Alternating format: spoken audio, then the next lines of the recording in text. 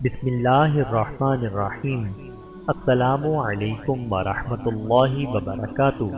حضرت ابو جندل رضی اللہ تعالی عنہ کا قبول اسلام۔ حضرت ابو جندل اس وقت مشرف با اسلام ہوئے جب ان کا گھر اسلام دشمنی سے تیروں تار ہو رہا تھا۔ ان کے والد سہیل نے اسلام کی جرم میں ان کے پیروں میں بیڑیاں ڈال کر قید کر دیا اور وہ کئی برس تک قید مہم میں گرفتار رہے۔ سن 6 ہجری میں صلح حدیبیہ کے موقع پر ان کے والد سہیل قریش کی جانب سے معاہدہ صلح لکھانے کے لیے آئے۔ جب معاہدے کی کتابت شروع ہوئی اور یہ دفعہ زیر بحث تھی کہ قریش کا جو آدمی بھی خواہ وہ مسلمان ہی کیوں نہ ہو مسلمانوں کے پاس چلا جائے گا تو مسلمان اس سے واپس کرنے پر مجبور ہوں گے۔ ابھی اس پر بحث ہو رہی تھی اور قلم بند نہ ہوئی تھی کہ ابو جندل جو کسی طرح موقع پا کر نکل آئے تھے بیڑیاں پہنے ہوئے پہنچ گئے اور اپنے کو مسلمانوں کے سامنے ڈال دیا۔ سہیل نے کہا، محمد صلی اللہ علیہ وآلہ وسلم شرائط صلح پورا کرنے کا یہ پہلا موقع ہے۔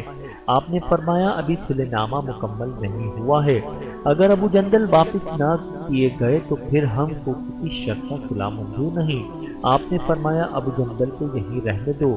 سہیل نے کہا یہ نہیں ہو سکتا۔ آپ نے بہت اصرار کیا لیکن سہیل کسی طرح ابو جندل کو مسلمانوں کے پاس چھوڑنے پر آمادہ نہ ہوا۔ حضور صلی اللہ علیہ وآلہ وسلم کو معاہدے کی پابندیوں کا بڑا خیال تھا، اس لیے سہیل کے اصرار پر ابو جندل کو حوالہ کرنے کے لیے آمادہ ہو گئے۔ ابو جندل کو کافروں نے اتنا مارا تھا کہ ان کے بدن پر نشان پڑ گئے تھے۔ جب انہوں نے دیکھا کہ رسول اللہ صلی اللہ علیہ وآلہ وسلم انہیں واپس کر دیں گے تو مجمع کو مار کے نشانات دکھا کر فریاد کی، مسلمانوں پھر مجھے کفار کا نشانہ ستم بنانے اور اس مصیبت میں مبتلا رہنے کے لیے کافروں کے حوالے کیے دیتے ہو۔ ان کی فریاد پر حضرت عمر بہت متاثر ہوئے۔ حضور صلی اللہ علیہ وآلہ وسلم سے عرض کیا، کیا آپ پیغمبر برحق نہیں ہیں؟ فرمایا بے شک ہوں۔ پھر کیا ہم حق پر اور ہمارے دشمن باطل پر نہیں ہیں؟ فرمایا بے شک ہیں۔ عرض کیا پھر ہم کیوں دب کر صلح کریں؟ آپ نے فرمایا میں خدا کا پیغمبر ہوں اور اس کے حکم کی نافرمانی نہیں کر سکتا، وہی میرا پروردگار مددگار ہے۔ غرض اس طرح ابو جندل کو بازو والا باز واپس کر دیا۔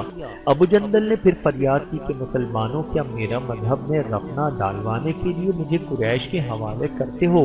حضور صلی اللہ علیہ وآلہ وسلم نے ان کی دلدہی کی کہ ابو جندل صبر و ضبط سے کام لو، خدا تمہارے اور دوسرے مظلوم مسلمانوں کے لیے کوئی راستہ پیدا کرے گا۔ ہم صلح کر چکے اور صلح کے بعد ان سے بدعہدی نہیں کر سکتے۔ اس ارشاد کے بعد مزید چوہ اور چرا کی گنجائش نہ تھی، چنانچہ ابو جندل خاموشی کے ساتھ چلے گئے اور کچھ دنوں کے بعد کسی طرح قید سے چھوٹ کر حضرت ابو بصیر کی جماعت میں شریک ہو گئے اور عرصے تک ان کے ساتھ رہے۔ حضرت ابو جندل رضی اللہ تعالی عنہ پر اللہ رب العزت کی کروڑوں رحمتیں نازل ہوں، آمین ثم آمین۔